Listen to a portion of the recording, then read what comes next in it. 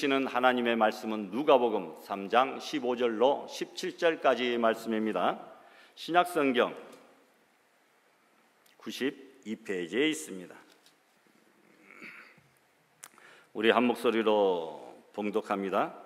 백성들이 바라고 기다림으로 모든 사람들이 요한을 혹 그리스도신가 심중에 생각하니 요한이 모든 사람에게 대답하여 이르되 나는 물로 너희에게 세례를 베풀거니와 나보다 능력이 많으시니가 오시나니 나는 그의 신발끈을 풀기도 감당하지 못하겠노라. 그는 성령과 불로 너희에게 세례를 베푸실 것이요 손에 키를 들고 자기의 타작마당을 정하게 하사 알곡은 모아 곳간에 들이고 쭉정이는 꺼지지 않는 불에 태우시리라. 아멘. 자비로우시고 은혜가 풍성하신 하나님 아버지, 찬양받기 합당하신 우리 주 예수 그리스도 앞에 경배와 찬양과 예배를 드립니다. 오늘 이 시간 주님의 거룩한 날에 저희를 불러주시고 예배드릴 수 있는 은혜를 주심 너무나도 감사합니다. 지난 한 주간을 돌아보며 저희의 부족함과 죄를 고백합니다. 말씀보다 세상의 소리를 더 가까이 하며 주님보다 나 자신을 앞세웠던 마음을 용서하여 주시옵소서.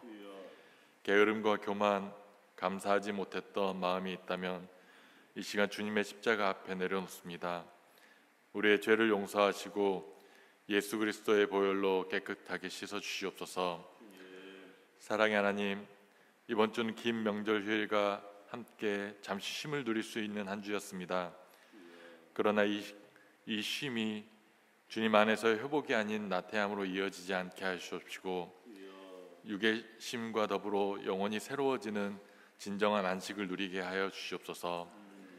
세상 속의 즐거움보다 주 안에서의 기쁨이 더 크다는 것을 기억하게 하시고 그 기쁨의 대상이신 예수 그리스도를 찬양케 하여 주시옵소서. 또한 나의 삶의 중심이 다시 말씀과 기도로 세워지게 하여 주시고 우리의 믿음을 굳건하게 세워 주시옵소서. 또한 계획 중인 성경 퀴즈 대회를 계기로 고린도전서를 읽고 묵상케 하시고 이를 통해 세상 가운데 믿는 자로서 행해야 되는 자세를 잘 알고 실천할 수 있도록 도와주시옵소서. 주일학교에서부터 남전도회까지 모든 부서가 주 안에서 활성화되며 서로 모이기에 힘쓰는 모임이 될 수 있도록 힘을 더하여 주시옵소서. 주님, 이 시간 알곡 우리 성도들의 건강을 위해 기도드립니다.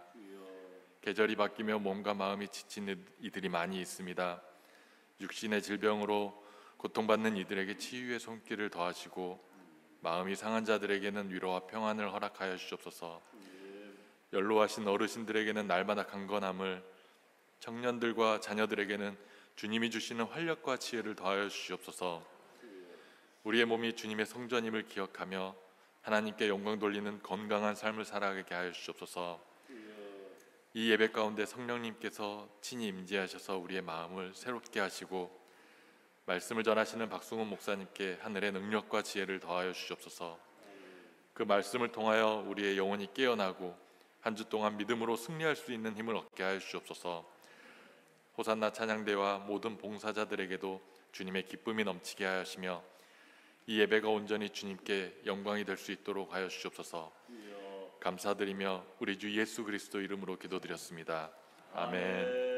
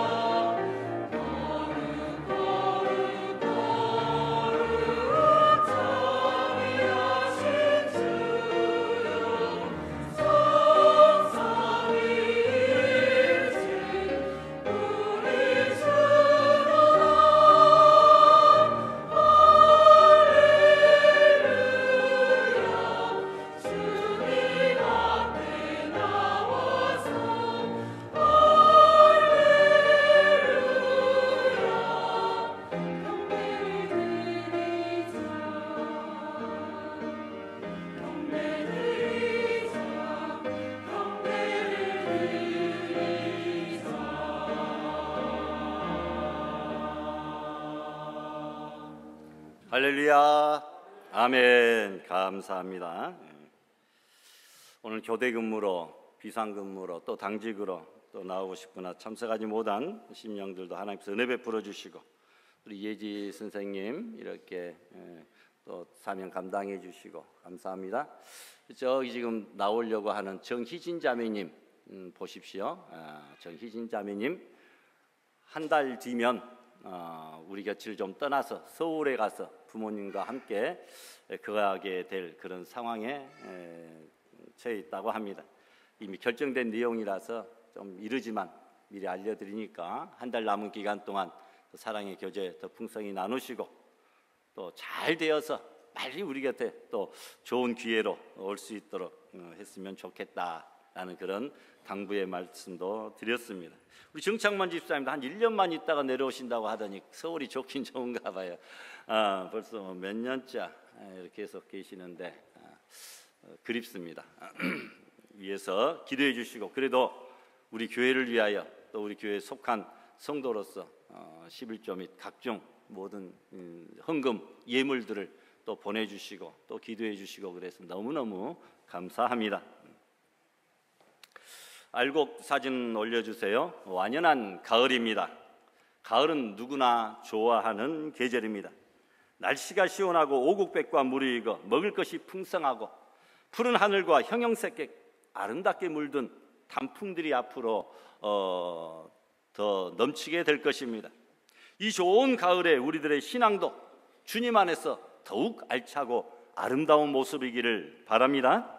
주님께서 말씀하시기를 17절에 알곡은 모아 어디다 드린다고요? 곡간에 드리고 쭉정이는 꺼지지 않는 불에 태우시리라 했습니다.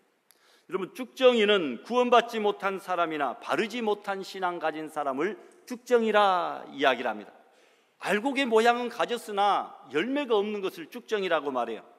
그러나 알곡은 구원받은 확신을 가진 신앙, 그리고 영적으로 성숙함을 갖는 그런 신앙을 의미합니다. 우리 교회가 알곡교회입니다. 내가 오기 전에 몇 달 전에 알곡교회로 이름이 바꿔졌다 그러더라고요. 나름대로 기도하고 또 생각 깊이 해서 정한 이름으로 이렇게 생각을 합니다.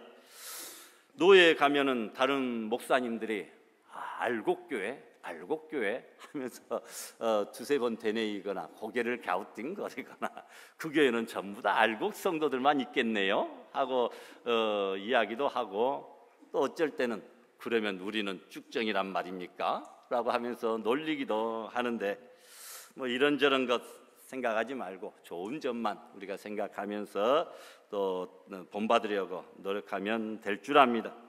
여러분, 이 알곡과 쭉정이 할 때 그 쭉정이는 가라지하고는 조금 다릅니다. 가라지는 곡씨가 아닌 것을 말해요.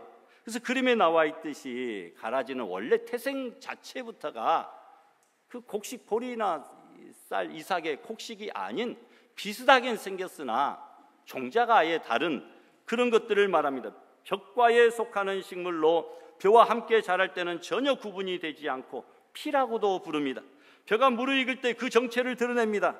또한 가라지는 뿌리가 곡식보다 깊어서 그것을 어설프게 뽑으려다가는 옆에 있는 곡식도 뽑히울 수 있기 때문에 추수까지 내버려두는 이유가 바로 이것 때문입니다. 성경에 나와 있는 가라지는 처음부터 씨가 다른 것으로 이단과 사이비 등 독사의 자식들이라고 일컫는 자들이 바로 이들이 되겠다라는 겁니다. 여러분, 그런데 오늘 본문의 알곡과 쭉정이는 어떻습니까? 쭉정이는 처음에는 알곡과 같은 씨로서 열매를 맺을 수 있는 것이었으나, 그러나 그러지 못하여 버려진 것으로 바람이 부는 곳에서 키질을 함으로써 알곡은 점점 가까이 나오고 쭉정이는 바람에 날려서 흩어져 버리는 그런 특성들을 가지고 있습니다. 즉, 성령 받고 거듭났지만 불의한 청지기이고 달란트를 사용하지 못한 자이고 죄악된 삶을 살았던 자들이고 의의 세마포를 입지 못한 자들이기에 천국에 들어가지도 못하고 성 바깥 어두운 곳 슬피 울며 이를 가는 불못에 처할 운명인 자들이다라는 겁니다. 얼마나 안타깝습니까? 같이 부름받아 복된 자리에 함께 들어왔으나 열매 맺지 못하는 쭉정이가 되어 꺼지지 않는 불못에 던져지는 그 비참한 최후를 한번 상상해 보시기를 바랍니다. 그럼 여러분, 알곡 같은 신앙은 어떤 모습입니까? 첫 번째, 알곡은 주님을 사모하는 신앙입니다. 주님을 사모하는 신앙. 베드로전서에 보니까 갓난 아이들 같이 순전하고 신령한 젖을 어떻게 하라고요? 사모하라. 사모하는 신앙이 알곡 신앙입니다. 알곡이 되기 위해서는 해바라기처럼 태양을 항상 쳐다보고 있듯이 주바라기가 되어서 주님을 항상 쳐다보는 사모하는 신앙이 되어야 됩니다. 여러분, 내가 마음속으로 짝사랑하는 여인, 사모하는 사람이 있다고 생각해 보세요. 여러분, 이곳저곳을 둘러보다가도 최종적으로 눈이 그 사랑하는 사람에게 딱 멈추게 되어 있다라는 것이죠. 여러분, 주바라기 주님을 사랑하기 때문에 주님을 사모하는 그 마음으로 주님에게 우리의 마음과 눈이, 심령이 꽂혀 있어야 된다라는 겁니다. 또한 두 번째, 알곡의 모습은 겸손합니다. 베드로전서에 보니까 하나님은 교만한 자를 대적하시고 어떤 자들에게 은혜 베풀어 주신다고요? 겸손한 자들. 잘 익은 알곡 곡식은 고개를 뻣뻣이 세웁니까? 아니면 어떻게 합니까? 숙이죠. 교만하지 아니하고 겸손한 모습을 보이고 있어요. 이것이 알곡 신앙입니다.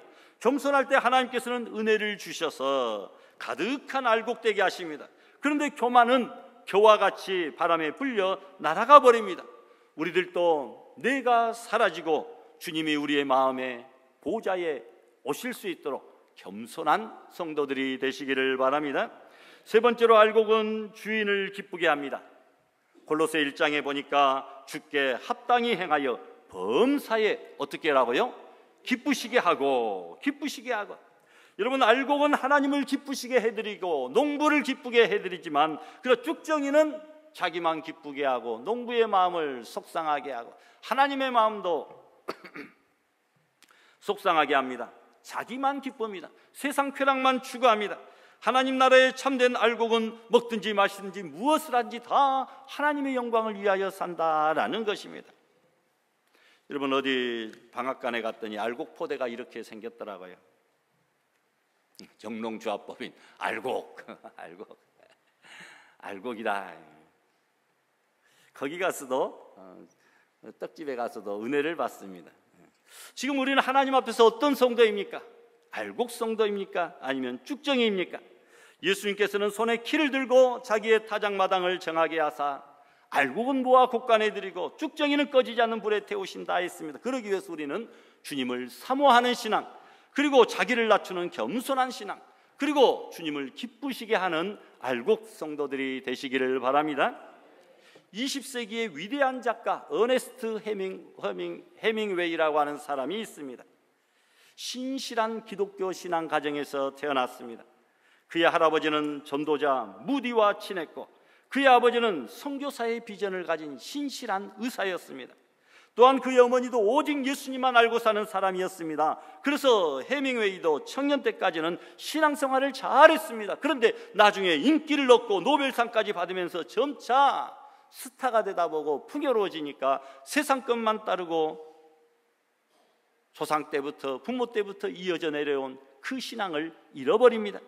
그 모습을 보고 그의 어머니는 무수히 경고합니다. 얘야, 너 그렇게 하면 세상에서는 잠시 성공한 것처럼 보이지만 영원히 망하는 거란다. 그래도 계속 딴 길로 나가 하나님을 등지고 살다가 그 마음의 허전함과 공허함을 이기지 못하고 결국 그는 아프리카 킬리만자로 산 근처에서 그 권총으로 자기의 머리를 쏴서 자살하고 말았습니다. 그는 죽기 전에 이런 글을 남깁니다. 나는 필라멘트가 끊어진 텅 빈 전구처럼 공허하다. 아무리 전구가 아름답게 장식되고 크고 멋지면 뭐합니까? 그 속에 필라멘트가 제대로 붙어서 연결되어서 불이 비춰져야죠. 필라멘트가 끊어져 버린 공허한 전구와 같이 나는 참으로 허망하다 라는 글을 남겼습니다. 노벨 문학상까지 받았어도 인기 스타가 되었어도 마음에 하나님이 없으니 점점 더 세상 것으로 채워보려고 했지만 세상 것은 중독되면 중독될수록 더 강한 중독을 원하고 바닷물을 소금물을 마시는 것처럼 당장은 순간은 해결될지 모르지만 더 큰 갈증 속에서 죽어갈 수밖에 없다는 겁니다. 바로 해밍웨이는 알곡 신자로 살 수 있었으나 쭉정이 믿음이었다라는 것입니다. 하나님의 마음을 얻지 못하면 아무리 사람의 마음을 얻어도 공허한 영혼의 빈자리를 채울 수가 없습니다. 공허한 쭉정이 인생이 아닌 알곡 인생으로 살아가시기를 부탁합니다. 쭉정이가 아닌 알곡 성도는 그럼 어떤 사람입니까? 첫 번째로 예수 그리스도가 나의 구주임을 믿는 사람, 바로 이런 사람이 알곡 성도예요. 우리 모든 알곡교회 성도들이 이런 믿음에 속해져야 될 줄로 믿습니다. 15절에 뭐라고 말합니까? 백성들이 바라고 기다림으로 모든 사람들이 요한을 혹 그리스도신가 마음속으로 생각했다라고 했습니다. 이 말씀에서 볼 수 있듯이 백성들은 하나님이 약속하신 메시아 예수 그리스도를 바라고 기다리고 있었다. 백성들은 예수 그리스도 메시아를 바라고 기다리고 있었다라는 겁니다. 여러분, 진실로 나를 위해 죽으셨다가 다시 사신 나의 생명의 구주가 되신 예수 그리스도가 우리 마음속에 있어야 우리가 알곡이다라는 겁니다. 요한일서 5장에 보니까 아들이 있는 자에게는 생명이 있고 하나님의 아들이 없는 자에게는 생명이 없다. 예수 그리스도가 우리 마음속에 있어야 우리는 생명이 있는 알곡 성도라는 것입니다. 하나님을 믿는다 하면서도 단지 마음의 위안이 필요해서, 혹은 착한 마음이 필요해서, 혹은 사업상 종교인으로 살아간다면 그것이 유익할 것 같아서 그런 마음을 가지고 사는 사람은 생명이 없는 쭉정이일 뿐이다라는 겁니다. 두 번째로 알곡 성도는 어떤 사람입니까? 예수님 말고는 다른 구원이 없다고 하는 사실을 확신하는 사람, 예수님만이 생명의 유일한 길임을 깨닫는 사람입니다. 16절에 보니까 요한이 이르되 나는 물로 너희에게 세례를 베풀거니와. 여러분, 요한의 세례는 단순히 물 세례입니다. 즉 내가 죄인임을 인정하는 그런 세례입니다. 너는 죄인이다. 나는 죄를 지었어. 그래서 나를 위해 예비하신 하나님의 어린 양이 아니고는 구원이 불가능하다라는 상징적인 의미가 있습니다. 이 물세례를 받은 사람은 반드시 불세례, 성령 세례를 받아야 됩니다. 물세례를 통하여 내가 죄인이었구나, 하나님을 알지 못하고 하나님을 떠나고 내 자신만을 위해서 살아왔던 죄인이었구나, 이것을 깨닫고 예수 그리스도를 마음속에 모시고 예수 그리스도만을 위하여, 예수님을 통하여 내가 천국에 들어갈 수 있다고 하는 구원의 확신을 갖는 이 성령의 불세례, 반드시 이 세례가 필요하게 된다고 하는 사실을 믿으시기를 바랍니다. 예수님 말고 다른 구원이 없음을 우리는 알아야 됩니다. 나의 힘으로도 선행으로도 자격으로도 물질로도 불가능할 뿐만 아니라 또 예수님 플러스 알파여도 안 됩니다. 예수님만이어야 하는데 예수님도 믿고 또 플러스 알파를 믿는 사람들이 있습니다. 예수님을 믿으면서도 아직도 구원 얻는 데 있어서 좀 뭔가 부족한 것 같아서 플러스 알파를 찾는 사람이 있습니다. 복음이 무엇인지 모르기 때문입니다. 예수님 외에 마리아나 또 베드로나 성자 같은 중개자가 필요하고 신부가 필요하다. 하나님 앞에 직접 다이렉트로 나아가지 못하고 신부를 통하여 우리의 죄를 고백하고 하나님의 사죄의 은총을, 용서함을 또 신부를 통하여 받고, 이런 것들은 진정한 복음이 아니다. 예수 더하기 알파를 원하고 믿고 따르고 생각하고 있다고 한다면 그것 또한 진정한 복음이 아니다라고 하는 사실. 오직 예수님만이어야 한다. 예수님 한 분만이어야 한다라는 겁니다. 오직 예수님만으로 온전히 구원 얻은 십자가의 한편 강도와 같이 우리의 구원에 예수님 외에 또 다른 조건이 없음을 알고 내 공로로 구원 얻으려고 하는 사람, 내 방법으로, 내 경험으로, 내 선행으로, 자격으로 구원 얻으려고 하는 기타 등등의 모든 것들을 다 던져버리고 예수 공로로만, 십자가 공로로만 구원을 얻는다고 하는 그런 알곡 믿음을 소유할 수 있기를 부탁합니다. 그래서 사도행전 4장에 보니까 다른 이로서는 구원을 받을 수 없나니 천하 사람 중에 구원을 받을 만한 다른 이름을 우리에게 하나님이 주신 일이 결단코 없다라고 말씀하고 있습니다. 또한 여러분, 알곡 성도는 어떤 사람입니까? 진실로 하나님께 순복하는 겸손한 사람입니다. 16절에 보니까 나보다 능력이 많으신 이가 오시나니 나는 그의 신발끈을 풀기도 감당하지 못한다. 세례요한이 얼마나 겸손합니까? 사람들은 세례요한을 보고 저분이 메시아인가 이렇게 생각을 했습니다. 그런데 나는 그분의 신발끈을 풀기도 감당치 못한다. 이 겸손이 알곡 성도의 모습입니다. 벼이삭도 그렇잖아요. 벼이삭이 처음 나올 때는 모두 머리를 쳐들고 나오지만 알곡으로 꽉 차면 날이 갈수록 점점 머리를 숙이게 됩니다. 나 때문에 하나님의 아들 예수 그리스도께서 십자가에서 죽으셨는데 어떻게 나 잘난 대로, 나 하고 싶은 대로, 나 생각한 대로, 가고 싶은 대로, 먹고 싶은 대로 다 살 수 있겠는가? 예수만을 위해서 살아야 된다라는 것입니다. 그래서 고린도후서 5장에 보니까 그가 모든 사람을 대신하여 죽으심은 살아있는 자들로 하여금 다시는 그들 자신을 위하여 살지 않고 오직 그들을 대신하여 죽었다가 다시 살아나신 예수 그리스도를 위하여 살도록 하기 위하여 예수님이 죽으셨다라고 말씀합니다. 여러분, 겸손은 일부러 낮추는 것이 아닙니다. 말씀에 순종하는 것에서부터 시작됩니다. 하나님은 겸손한 자에게 은혜를 주십니다. 그래서 샘 슈메이커는 이런 말을 합니다.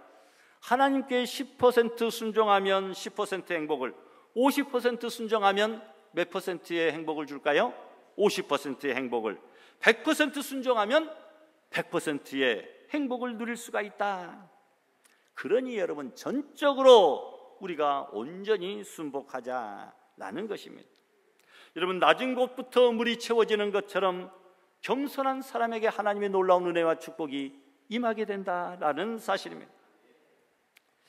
네 번째로 알곡 성도는 죄악을 성령의 불로 태우는 사람입니다. 16절 이하에 보니까 그는 성령과 불로 너희에게 세례를 베푸실 것이요. 성령과 불로 세례를 베푼다. 성령 세례는 방금 전에 말씀드렸듯이 불세례와 같은 의미입니다. 성령의 불세례는 죄 가운데 있는 사람이 진심으로 회개하고 예수님에 대한 참된 믿음을 갖고 예수님을 나의 신앙의 구주로 모시는 그 순간 우리가 불세례를 받는다. 성령 세례를 받았다. 왜냐하면 우리의 마음의 죄를 완전히 태우기 때문에 성령의 불세례라 이렇게 말을 합니다. 여러분, 누구나 죄를 짓지만 성도가 불신자들과 다른 점은 그 죄를 하나님 앞에서 늘 성령의 불로 태운다고 하는 것이 다른 점입니다. 우리도 세상 사람들과 똑같이 죄를 지을 수는 있습니다. 그러나 그들은 그 죄를 여전히 안고 채워가면서 살아가고 있지만, 그러나 우리는 성령의 불세례로 그 죄악들을 날마다 불태우고 살아가고 있는 줄 믿습니다. 초대교회 성도들 보십시오. 성령의 불세례가 임하니까 비겁장이 성도들이 온전한 믿음을 갖고 담대하게 주 예수 그리스도를 전파하며 순교의 자리에까지 당당하게 나아가지 않습니까? 성령의 불세례 얼마나 귀합니까? 여러분, 하나님이 그 아들을 세상에 보내신 것은 한 사람도 버림받지 아니하고 모두가 구원 얻어 천국 백성 알곡 성도 되게 하기 위함입니다. 여러분의 믿음은 어떤 믿음입니까? 알곡입니까? 쭉정입니까? 우리 모두 예수님이 나의 구주이심을 믿고 예수님 밖에는 나의 구주가 없음을 시인하고 진실로 하나님 앞에 겸손함으로 순종하고 하나님 앞에서 성령의 불로 죄악을 불태워 거룩하여져서 하나님의 천국 곳간에 다 들어가는 알곡 성도들이 되시기를 주님의 이름으로 부탁합니다. 그러면 알곡과 쭉정이는 어떻게 구분됩니까? 여러 면에서 알곡과 쭉정이는 다릅니다. 첫 번째, 내용 면에서 서로 다른 것을 봅니다. 알곡은 생명이 있고 쭉정이는 무엇이 없을까요? 생명이 없다라는 거죠. 외관상으로 보면 똑같아 보여도 속을 비벼보면 알곡에는 생명이 있으나 쭉정이는 그 생명이 없습니다. 그러니까 알곡은 살아있고 쭉정이는 죽어있다는 거죠. 알곡 성도는 물과 성령으로 거듭난 자요, 생명 되신 예수님을 마음속에 영접하고 믿고 사는 자입니다. 그러나 신앙생활을 한다고 하면서 예수님을 생명의 구주로도 믿지도 아니하고 주님을 사랑하지도 아니하고 신앙인이 아니라 하나의 종교인으로 살아가는 생명 없는 성도가 있다고 한다면 그는 쭉정이 신자일 뿐이다라는 겁니다. 이런 자들은 신자인 것처럼 보이지만 무늬만 신자요, 하나님이 인정하시지 않는 쭉정이입니다. 또한 예수 그리스도의 생명이 없는 자는 행함이 없는 믿음을 가진 자들입니다.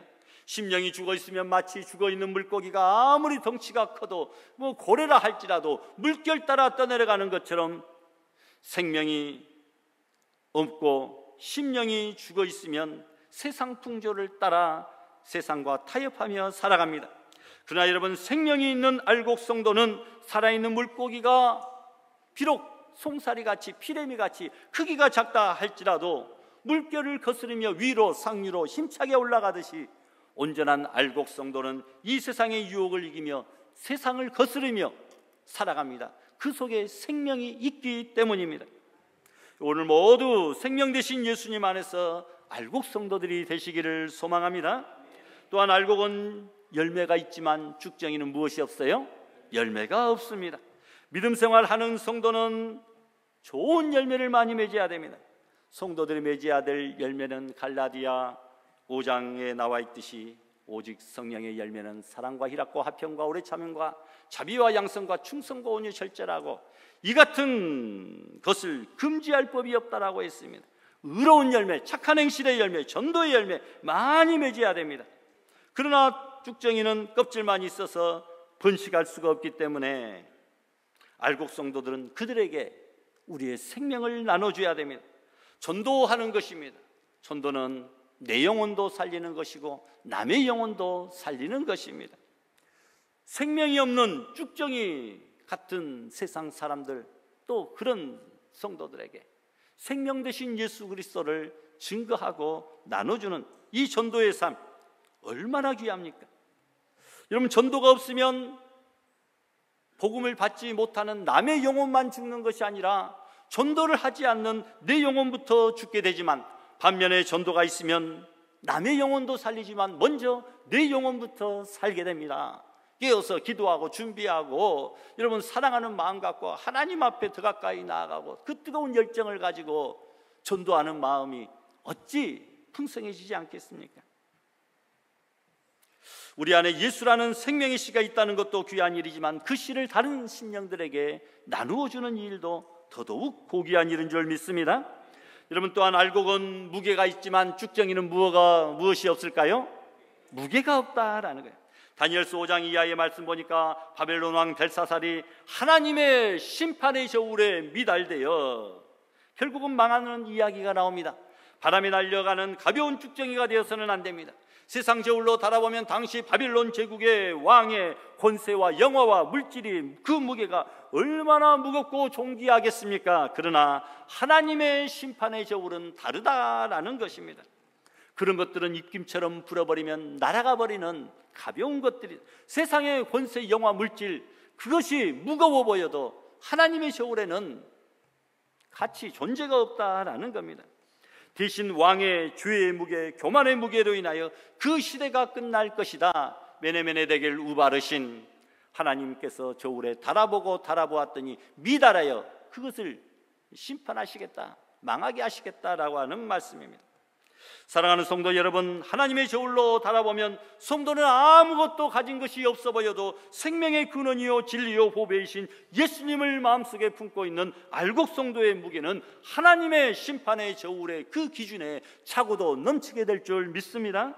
잠언 24장에 보니까 마음을 저울질하시는 이가 어찌 통찰하지 못하시겠느냐, 각 사람의 행위대로 보응하시리라. 하나님의 저울을 가지시고 각 사람의 마음을 저울질하신다, 달아보신다라고 말합니다. 여러분, 우리의 신앙의 무게가 알곡의 무게로, 또 예수님을 모시는 그 무게로 인하여 차고도 넘치게 되시기를 부탁합니다. 또한 여러분, 신앙의 형태가 다릅니다. 내용만이 아니라 신앙의 형태도 다릅니다. 첫 번째로 알곡 성도는 겸손히 주님만 의지하지만 쭉정이 신자는 교만하다라는 겁니다. 믿음이 자라고 연결해가면 갈수록 알곡 성도는 더욱더 겸손히 머리를 숙이는 신앙이 되지만, 쭉정이는 그 안에 생명이 없으므로 계속 자라나지도 못하고 머리만 쳐들고 교만한 그 모습 바꾸어지지가 않습니다. 교만은 멸망의 선봉이다, 겸손은 존귀의 앞잡이다, 이렇게 말합니다. 겸손한 자를 하나님께서 높여주시고 존귀케 해주신다는 거죠. 겸손해야 세상에서도 인정받고, 마찬가지로 교회에서도 인정받고, 겸손해야 천국에서도 대우를 받는다는 겁니다. 겸손이 없으면 순종할 수도 없고 사랑으로 섬기는 자가 될 수도 없고 주님의 참된 제자가 될 수 없습니다. 신앙의 연조가 깊어지면 깊어질수록 알곡처럼 머리를 더 숙이고 겸손한 모습으로 주님을 섬기시기를 바랍니다. 집사일 때보다도 안수 집사일 때가, 그리고 장로일 때가, 권사일 때가, 중직자로 갈수록 더 겸손히 머리를 숙이고 겸손한 모습으로 성도들을 섬기고 교회를 섬기고 하나님을 섬기는 알곡 성도들이 되시기를 바랍니다. 또 환난과 시련이 올 때 반응이 다르게 나타납니다. 농부는 추수하여 풍로로 부채질을 하고 선풍기를 틀거나 키질을 하면 알곡은 점점 가운데로 내 앞으로 모이지만 쭉정이는 점점 멀리 바깥으로 바람에 날려 멀리 떨어지는 것을 보게 됩니다. 이처럼 하나님께서도 환난을 통하여 키질을 통하여 알곡 속에 숨어있는 쭉정이를 골라내신다라는 것입니다. 겉으로 보아서는 구분이 안 되지만 시험과 환난에 키질과 바람이 불어오면 알곡 성도들은 주님 앞에 더 가까이 나아가 끝까지 그 자리에서 믿음을 지키지만 쭉정이 같은 성도들은 바람에 떠밀려 멀리 날아가고 결국은 소리 소문도 흔적도 없이 사라지고 맙니다. 여러분, 코로나를 보면 우리가 그것들을 많이 깨닫게 되었습니다. 또한 가정과 사업과 공동체가 평안할 때는 다 알곡 신자 같으나 예수님 때문에 핍박당하고 손해보고 고난을 당하면 쭉정이 성도들은 멀리 떠나가 버립니다. 그러나 알곡 같은 성도는 환난과 시련이 올 때에, 문제가 생길 때에 주님 앞에 더 가까이 나아가 예배와 기도의 자리를 지키고 더욱 헌신하는 모습을 보입니다. 누군가가 우리 곁을 떠나갑니다. 야, 그 사람이 우리 곁에 있었으면 좋았을걸. 우리 정창환 집사님, 또 우리 정희진 자매님과 같은 분들 잠깐 우리 곁을 떠나지만 야, 그 사람들 우리 곁에 있었으면 좋았을걸. 이렇게 반응이 있는 사람은 알곡으로 잘 사신 분들입니다. 반면에 야, 그 사람 떠나니까 속이 다 후련하네, 참 조용해졌네, 이런 반응이 있는 사람은 쭉정이처럼 살았던 불행한 사람일 겁니다. 그런데 여러분, 쭉정이 못지않게 더 또 불쌍한 존재가 있는데, 여러분 좁쌀 아십니까? 쌀아기라고도 말하는데, 쌀아기는 부스러진 쌀알로 알곡 틈에 끼어 있지만 진짜 알곡이 아닙니다. 그런 것으로 밥도 해먹지 못하고 그저 그냥 동물들의 사료로 던져버립니다. 그처럼 쌀아기 신자들은 반쪽 신앙입니다. 축복에는 관심이 있지만 십자가는 지려고 하지 않습니다. 남에게 인정받고 재미있는 봉사는 잘하지만 절대로 손해보는 일은 하지 않습니다. 기회주의적이고 이중적인 신앙생활, 표리부동한 삶을 살아가는 바로 그런 사람들, 쌀아기, 좁쌀과 같은 사람들, 참으로 불행한 존재죠. 비판과 불평으로 갈등을 일으키고 순수하게 봉사하려고 하는 사람들의 마음을 뒤흔듭니다. 그래서 어떻게 보면 쭉정이보다 이 쌀아기가 더 믿음의 공동체를 힘들게 합니다. 우리 편인 것 같은데 결국은 내 편이 아니었던 거예요. 외부의 적보다는 내부의 적이 더 무서운 법입니다. 그래서 여러분, 일본군 순사보다는 독립군에 일본이 심어놓은 그 밀정들 한 명이 더 위험하잖아요. 얼마나 불행한 일입니까? 우리가 혹시 잃어버린 양은 될지언정 이 떼어넣어야 될 암덩이와 같은 쌀아기들은 되지 말아야 되겠다. 알곡 성도들이 다 되시기를 부탁합니다. 끝으로 여러분, 결과가 다릅니다. 한편은 믿음의 승리자가 되고 또 한편은 믿음의 무엇이 될까요? 실패자가 됩니다. 이스라엘 백성들이 모세의 인도를 받아 똑같이 애굽에서 나와 약속하신 가나안을 향해 가다가 도중에 실패한 자들이 얼마나 많았습니까? 여호수아와 갈렙만을 제외하고 모든 사람들이 다 광야에서 징계받아 심판받아 죽고 말았다라는 겁니다. 보름이면 갈 수 있는 그 가까운 거리를 왜 40년 동안 뺑뺑 돌고 헤매게 했습니까? 하나님을 원망하고 불평했던 출애굽할 때 20세 이상 된 성인들이 다 죽을 때까지, 다 심판받아 망할 때까지 하나님께서는 그 기간을 기다리시고 40년간을 돌게 하신 것이다 라는 것입니다. 불신앙으로 우상 만들고 다시 애굽으로 돌아가자고 불평 원망하고 하나님이 날마다 놀라운 기적을 체험시켜 주셨음에도 불구하고 하나님의 임재를 경험하기는커녕 하나님의 구제를 외치면서 큰 소리를 치던 그들, 결국은 불순종으로 망하고 말았습니다. 알곡신앙을 가진 자들은 여호수아와 갈렙처럼 항상 하나님 앞에 순종하는 자세를 가져야 됩니다. 불리하거나 손해가 될성 싶으면 불순종하고, 유리하면 나에게 좋은 일이 생길 것 같으면 순종하고, 진정한 순종 아니겠죠.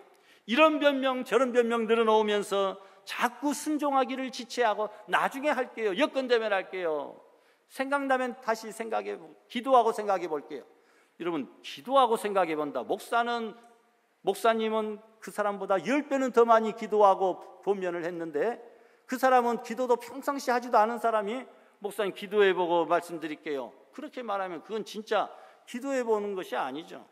더 많이 기도할 자신이 있고 더 열심히 해왔으면 인정을 하는데, 그런 사람들은 순종을 잘하는데 꼭 기도도 해보지도 않고 열심히 하지도 않은 사람들이 대답하고 핑계한다는 말이, 기도해보고 말씀드릴게요, 참 어처구니가 없고 제 속으로만 가소롭다.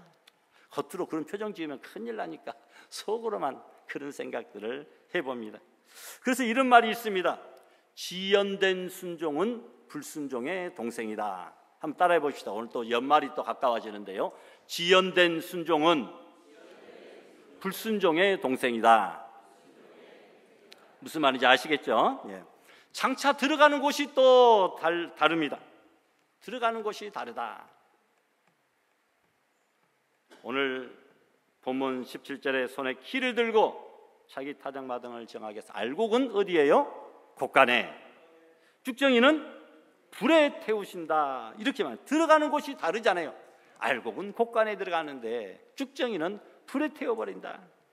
믿음의 승리자들이 들어가는 곳을 성경에는 여러 가지로 표현합니다. 어딘지 생각해 보세요. 아버지 집, 하늘나라, 천국, 하늘본향, 새하늘과 새 땅, 낙원, 썩지 않고 쇠하지 않는 하늘기업, 영광의 나라, 셋째 하늘 등등입니다. 그러나 불신앙과 신앙의 실패자들이 가는 곳을 성경은 음부요, 지옥이요, 수월이요, 둘째 사망이요, 불과 유황이 타는 곳이요, 영원한 불못이요, 무저갱이라 이렇게 표현합니다. 여러분, 주의 길을 걸어가다가 영원한 천국에 동참하는 성도들이 되시기를 바랍니다. 또한 그들의 처한 환경과 형편이 다르다라는 겁니다. 알곡 성도들이 들어갈 천국을 성경에 묘사한 것을 보면 너무너무 아름답고 화려하여 빛으로 가득하고 부족함이 없고 모든 좋은 것들이 넘치고 영원한 기쁨과 찬양과 평강과 사랑이 넘치는 아름다운 곳, 행복한 곳, 영원한 곳, 죽지 않는 곳, 슬픔이 없는 곳, 고통이 없는 곳으로 표현합니다. 다시는 눈물도 아픔도 고통도 이별도 죽음도 없는 것. 주님은 천국에 들어가는 자들은 항상 하나님의 즐거운 천국잔치에 참여하는 자들이라. 여러분, 매일매일이 천국잔치요, 몇 끼가 여러분 천국잔치 얼마나 기쁘고 즐겁습니까? 주님과 함께 다스리는 자가 되고 왕노릇하는 자가 되고 상급과 면류관이 주어질 것이라고 성경은 말씀하고 있습니다. 그러나 신앙의 실패자 쭉정이들이 취할 곳은 슬피 울며 이를 가는 곳, 타는 듯 목이 말라도 마음대로 물도 마실 수 없는 곳, 전혀 소망도 없고 기회도 없는 곳, 회개할 기회조차가 없는 곳이에요. 불과 유황이 계속해서 타는 불못이라 너무나 고통스러워 죽고 싶어도 죽을 수 없는 것. 세상에서는 너무나 고통스러우면 여러분 그냥 막 자기 목숨을 끊는 사람들이 올해도 우리나라에 7,000명이, 그중에서 50대가 제일 많다고 하는 것이 무슨 의미인지는 모르겠습니다만 34초마다 한 명씩 죽어간다잖아요, 자살로. 세상에서는 고통스러운, 죽으면 끝이지. 얼마나 대단한 용기 갖고 자살하는 사람, 대단한 용기인데 그것은 잘못된 용기죠. 그런데 지옥은 너무나 고통이 심하여 죽고 싶어도 죽을 수가 없는 바로 그런 곳이다라는 겁니다. 바깥 어둠의 곳이고 영원한 형벌을 받는 것, 영원한 탄식이 있는 곳으로 묘사하고 있습니다. 오죽했으면 주님께서 한쪽 눈을 뽑는 한이 있어도, 한쪽 팔을 잘라버리는 한이 있어도 지옥에는 가지 말라. 범죄한 손과 범죄한 눈을 뽑아버리는 한이 있어도 지옥에는 가지 말라, 이렇게 하셨겠습니까? 여러분, 어디 신문에 보니까 알곡 수련회 세미나 한다고 이런 광고들이 나오더라고요. 저분은 제가 아닙니다. 알곡같이 생겼지만 잘 모르겠습니다. 저분은. 한국교회가 처한 여러 가지 문제점들을 이야기하면서 현재 성장이 감소하고 이미지가 추락하고 과도한 정치 참여로 인한 교회가 불신을 받고 있다, 그런 내용들을 이야기합니다. 그리고 교회의 성장이란 미명하에 숫자의 노예가 되어서 질적인 신앙 양육과 훈련에 등한시한 나머지 알곡이 아니라 쭉정이 신자들을 양산하고 있다라고 이야기합니다. 한국교회가 지금껏 추구해왔던 양적 성장 일변도에서 질적 성장을 위한 양육과 훈련으로 전환해야 된다 주장합니다. 그리고 교회 성장에 미치기 전에 영혼 구원의 전도에 미쳐야 된다. 그래야 교회가 다시 성장할 수 있을 것이다 라고 강조합니다. 여러분, 성령 받고 전도하는 성도로 만드는 것이 알곡 신앙운동입니다. 최대 목표는 성도들의 성숙한 신앙 양육과 교회의 지속적인 성장이라고 이야기합니다. 알곡교회 십자가도 한번 보여봐 주세요. 십자가 뒤에 뭐라고 적어져 있습니까? 예? 알곡. 예, 알곡. 십자가가 알곡 그 뒤편에도 반대편에서 보면 또 거기에도 알곡 적어져 있어요. 여러분, 요즘에 인구 절벽이라 그래가지고 학생들이 숫자가 적게 들어오니까 폐교가 되고 통합이 되고, 군대의 숫자도 옛날에 65만 군대라고 했는데 이제는 45만도 안 된다고 그래요. 모든 것들이 다, 대학에는 그 정원이 40만 어디 최고제 정해져 있는데, 여러분 이제는 학생들이 적어서 누구나 원하면 원하는 수준의 대학은 못 갈지라도 원하기만 하면 어떤 대학이든지 다 들어갈 수 있는 그런 시대까지 되고 말았다라는 것이죠. 여러분, 교회 부흥이 어려워진다 마찬가지. 세상이 변하니까 교회도 변하고, 여러분 5년 10년 뒤에 그 변화가 급속히 이루어질 것이다 라고도 사람들이 다들 이야기합니다. 예전에 30년 20년 동안 이루어진 일들이 요즘에는 5년 10년 안에 금방금방 변화되어지는 세태의 변화를 우리들이 지금 눈으로 목도하고 경험하고 있지 않습니까? 여러분, 우리 먼저 변화된 알곡 신자 한두 사람이 잠들어 있는 쭉정이 신자들을 깨우고 주님 앞으로 인도하여 여러분 우리가 질적으로 양적으로 부흥하고 성장하며 하나님께 영광을 돌리는 믿음의 알곡 성도들 다 될 수 있기를 주님의 이름으로 축원합니다. 기도합니다. 통성을 합심해서 기도합시다. 거룩하신 하나님 아버지, 오늘 우리들에게 알곡 성도, 아버지 믿음에 있는 성도, 겸손한 성도, 아버지여 정말 하나님의 말씀으로 충만하고 예수 그리스도를 심령에 모시고 아버지 천국까지 이어지는 복된 믿음의 성도들 다 되게 하여 주시옵소서. 힘들고 어려워도 겸손히 주님을 따르고 아버지 온전히 우리가 신앙의 아름다운 열매들로 하나님께 보답하는 믿음의 성도들 다 될 수 있도록 주여 우리에게 은혜를 내려 주시옵소서. 쭉정이 신자들은 단란스러운 돕게 해주시고 그들에게도 생명 되신 주님을 우리가 증거하고 전파하는 아름다운 사명 허락하여 주시기를 소원하오며 예수님의 이름으로 기도드리옵나이다.